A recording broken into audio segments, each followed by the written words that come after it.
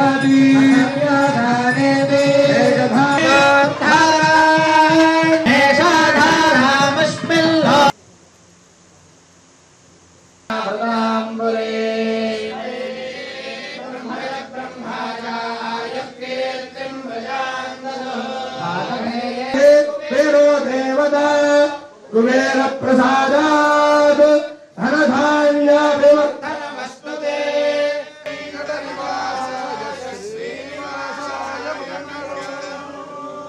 येन देवाः पवित्रेण